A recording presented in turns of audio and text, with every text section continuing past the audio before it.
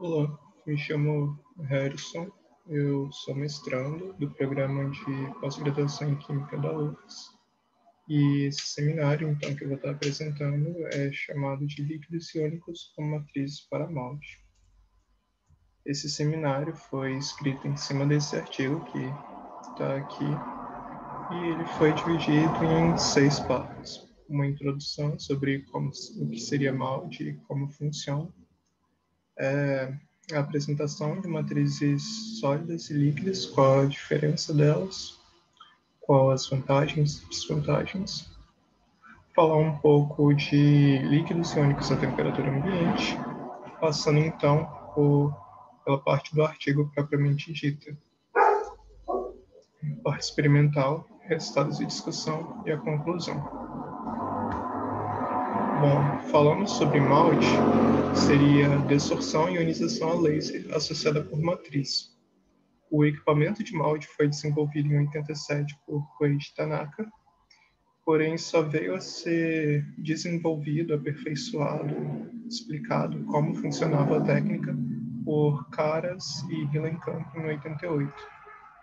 De modo geral, a análise por malte é constituída de 3 etapas, incluindo o preparo de amostra, onde o seu analito vai ser diluído numa matriz, que vai ser depositada sobre uma superfície metálica. A volatização, que já seria dentro do equipamento de malte, então o laser vai incidir sobre esse depósito. A energia desse laser vai ser absorvida pela matriz, que vai volatilizar, vai sublimar, no caso, vai passar do estado sólido para o gasoso, levando consigo moléculas do analito, que pode ser visualizado aqui à direita. E a ionização, que seria a formação dos íons, que pode acontecer tanto nessa fase gasosa, quanto ainda na matriz.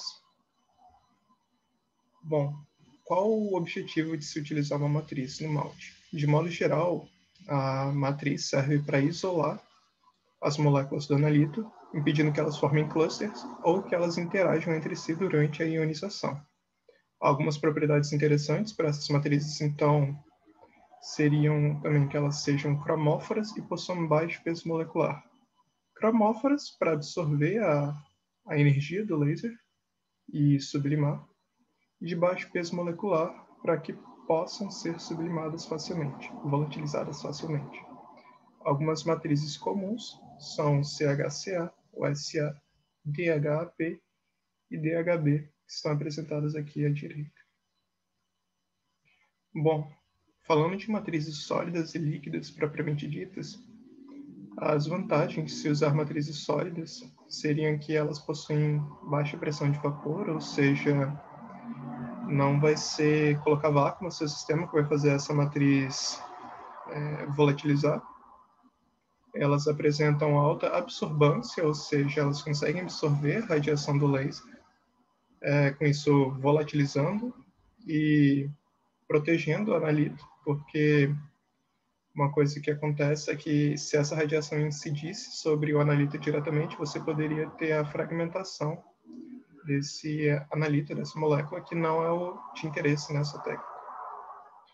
Porém, como desvantagem, nós temos que as misturas são heterogêneas, no caso das matrizes sólidas, formando os chamados hotspots. Seriam regiões que possuem analito. Aqui na imagem direita tem a placa metálica com um depósito da mistura matriz-analito, e a gente pode perceber que ela não é homogênea. Tem algumas regiões com mais depósito, outras com menos. Tem essas rachaduras nesse filme fino.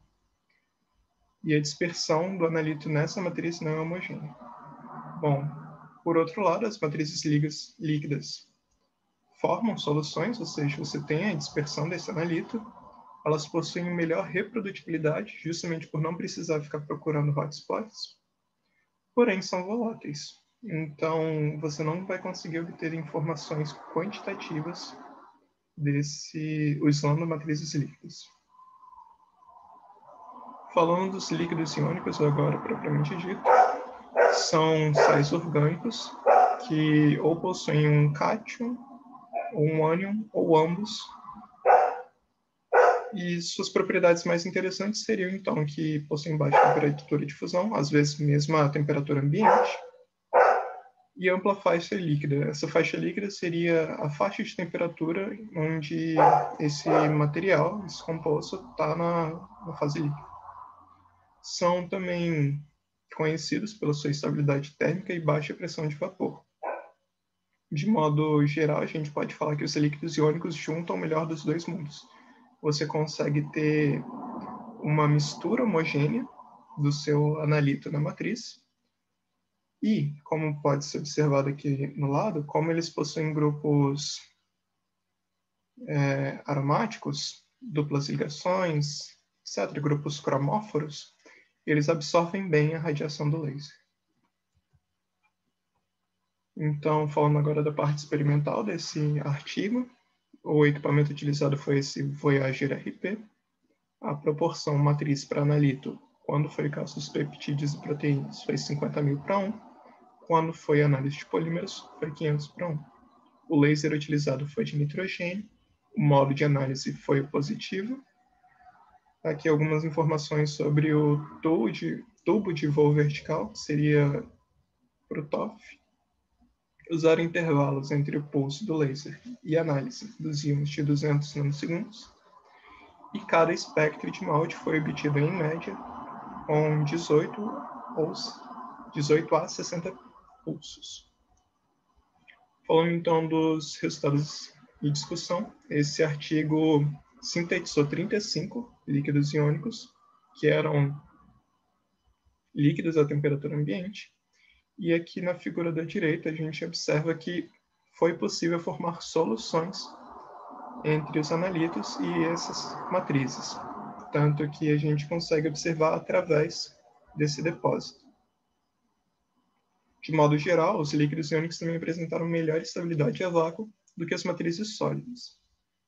Porém, apresentaram necessidade de otimização para produzir sinal no espectro de malte, porque nem todos esses líquidos iônicos conseguiam produzir,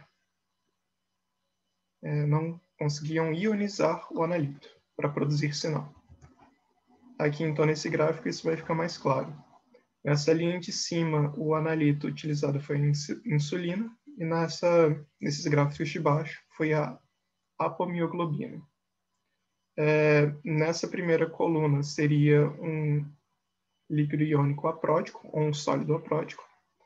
Nessa segunda seriam sólidos comumente utilizados, no caso CHCA, e aqui embaixo SA.